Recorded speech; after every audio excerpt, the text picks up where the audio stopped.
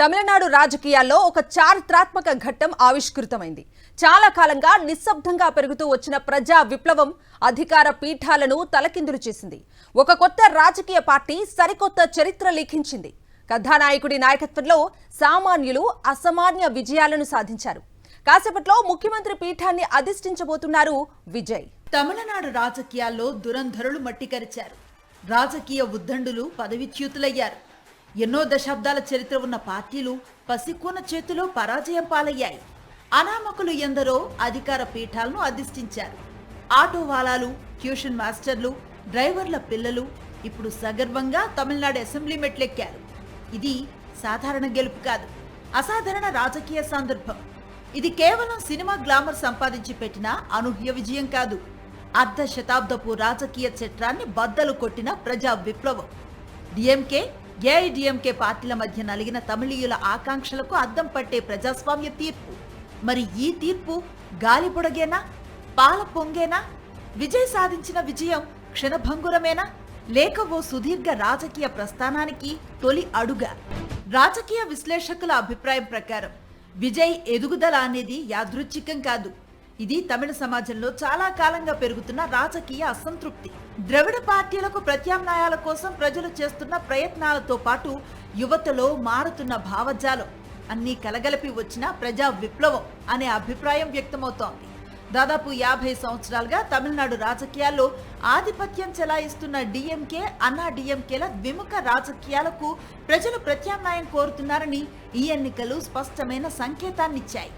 ఇది కేవలం ద్రవిడ పార్టీల ఓటమి కాదు, ఒక రాజకీయ వ్యవస్థపై ప్రజల్లో పెరిగిన తీవ్ర అసంతృప్తికి వ్యక్తీకరణగా విశ్లేషిస్తున్నారు. విజయ్ తన ప్రచారంలో ఎక్కువగా సిద్ధాంతాలపై కాకుండా వ్యక్తిత్వాన్ని ప్రధాన ఆయుధంగా మార్చుకున్నారు. నాయకుడే సందేశం అనే ఫార్ములాను విజయవంతంగా అమలు చేశారు.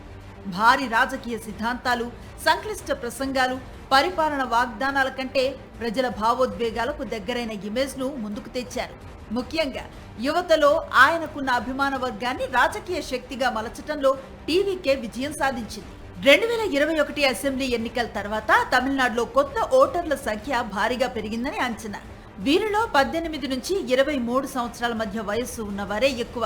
సోషల్ మీడియా ప్రభావం, సినిమా సంస్కృతి, ఫ్యాన్ కల్చర్, డిజిటల్ ప్రచారం ఇవన్నీ యువ ఓటర్లపై తీవ్ర ప్రభావాన్ని చూపాయి.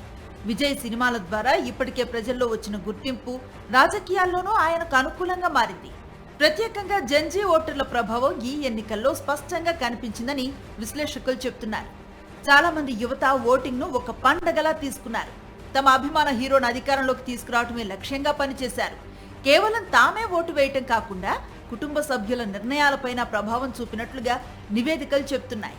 ఫ్యాన్ కల్చర్ రాజకీయ శక్తిగా ఎలా మారుతుందో తమిళనాడు ఈ ఎన్నికల్లో మరోసారి చూసిందని రాజకీయ వర్గాలు వ్యాఖ్యానిస్తున్నాయి. మరోవైపు అధికారంలో ఉన్న డిఎంకేకు ఈ ఫలితాలు షాక్ కు గురిచేశాయి. ముఖ్యమంత్రి స్టాలిన్ తన సొంత నియోజకవర్గం కొలత్తూరులో ఓడిపోవటం పార్టీకి పెద్ద దెబ్బగా భావిస్తున్నారు.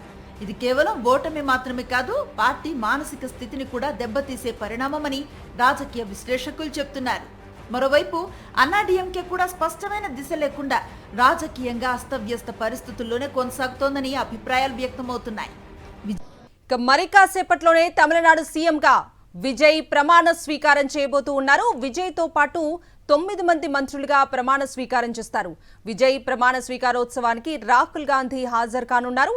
చెన్నైలో ప్రమాణ స్వీకారం కోసం 20 చోట్ల ఎల్ఈడి స్క్రీన్ల ద్వారా ప్రత్యక్ష ప్రసారం చేసేందుకు ఏర్పాట్లు చేశారు. విజయ్ ప్రమాణ స్వీకారానికి కోలీవుడ్ ప్రముఖులకు ఆహ్వానం పంపారు. చెన్నైలోని నెహ్రూ స్టేడియంలో విజయ్ ప్రమాణ స్వీకారోత్సవం చేస్తారు. ఇప్పటికే నెహ్రూ స్టేడియానికి టీవీకే కార్యకర్తలు, విజయ్ అభిమానులు భారీగా చేరుకున్నారు. దీంతో జవహర్ లాల్ నెహ్రూ స్టేడియం వద్ద సందడి వాతావరణం నెలకొంది. లక్షల్లో అభిమానులు తరలివస్తారని అంచనా వేస్తున్నారు. ఈ నేపథ్యంలో ట్రాఫిక్ నియంత్రణ, అలాగే క్రౌడ్ కంట్రోలింగ్ పై చెన్నై పోలీసులు ప్రత్యేకంగా ఫోకస్ చేశారు.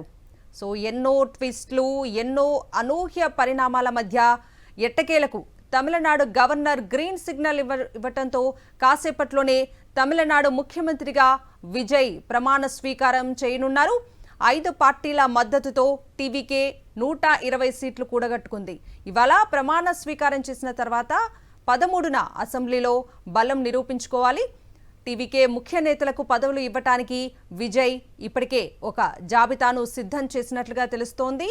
ప్రజా పరిపాలన, హోంశాఖ తన వద్ద అట్టిపెట్టుకుని పార్టీ కన్వీనర్ సెంగుట్టియాన్కు ప్రజా పనులు, పార్టీ ప్రధాన కార్యదర్శి బస్సి ఆనంద్కు మున్సిపల్ శాఖ, పార్టీ ప్రచార డిప్యూటీ ప్రధాన కార్యదర్శి అధవ్ అర్జునకు క్రీడలు, ఎక్సైజ్ శాఖ, పార్టీ సంయుక్త కార్యదర్శి సిటిఆర్ నిర్మల్ కుమార్కు విద్యుత్, పార్టీ ముఖ్య నేత అరుణ్ రాజ్కు రిజిస్ట్రేషన్లు, వాణిజ్య పన్నుల శాఖ, పార్టీ కోశాధికారి వెంకటరామన్కు పాఠశాల విద్యాశాఖ, రాజ్మోహన్కు ఆది ద్రవిడ సంక్షేమం, ముస్తఫాకు మైనారిటీ సంక్షేమ శాఖ అప్పగించే విధంగా తొలి జాబితా సిద్ధమైనట్లుగా తమిళనాడు మీడియాలో వార్తలు చక్కర్లు కొడుతున్నాయి. సో కాసేపట్లోనే తమిళనాడు సీఎంగా విజయ్ ప్రమాణ స్వీకారం చేయనున్నారు. ఈ నేపథ్యంలోనే ఆయన ఇంటి వద్ద నుంచి చెన్నైలోని నెహ్రూ స్టేడియానికి బయలుదేరిన దృశ్యాలు ప్రస్తుతం స్క్రీన్ మీద చూస్తూ ఉన్నాం. కాసేపట్లోనే తమిళనాడు ముఖ్యమంత్రిగా విజయ్ ప్రమాణ స్వీకారం చేయనున్నారు.